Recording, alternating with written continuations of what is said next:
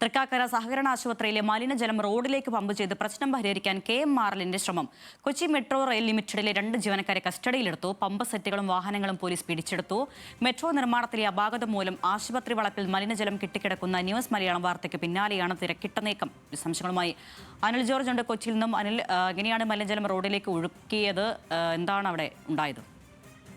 അരുണ്യ, വാർത്തകൾക്ക് പിന്നാലെ വലിയ തോതിൽ വിമർശനങ്ങളും ഉയർന്നു. ഇതിനെ തുടർന്നാണ് KMRL അടിയന്തരമായി ഈ കെട്ടിക്കിടക്കുന്ന മലിനജലം ഒഴിവാക്കാനുള്ള ശ്രമം ആരംഭിച്ചത്. 2 ജീവനക്കാരെ അയച്ച് പമ്പ് സെറ്റുമായി അയച്ച് ആശുപത്രി വളപ്പിൽ കെട്ടിക്കിടന്ന വെള്ളം പുറത്തെ റോഡിലേക്ക് പമ്പ് ചെയ്ത് കളയാനുള്ള ശ്രമമായിരുന്നു അവർ നടത്തിയത്. ഇത് വലിയ എതിർപ്പിനിടയാക്കി.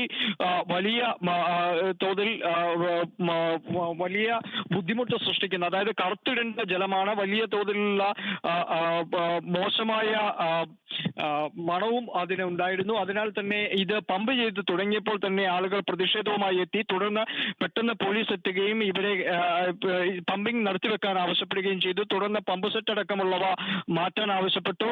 2 ജീവനക്കാരെ പോലീസ് കസ്റ്റഡിയിൽ എടുക്കുകയും ചെയ്തു.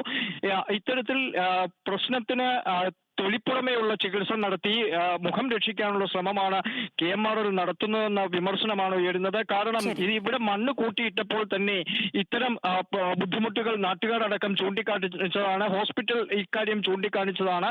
പക്ഷേ ഇതെല്ലാം അവഗണിച്ചുകൊണ്ടുള്ള ഒരു നടപടിയാണ് ഈ മലിനജലം എത്രയും വേഗം ഇവിടുന്ന് മാറ്റാൻ റോഡിലേക്ക് ഒഴുക്കാനുള്ള ഒരു നടപടി അവർ സ്വീകരിച്ചത്. ഇപ്പോൾ 2 പേരെ എന്തായാലും പോലീസ് കസ്റ്റഡിയിൽ എടുത്തിട്ടുണ്ട്. അനിൽ ജോർജ് ആണ് വാർത്തയുടെ വിശദാംശങ്ങൾ നൽകിയത്.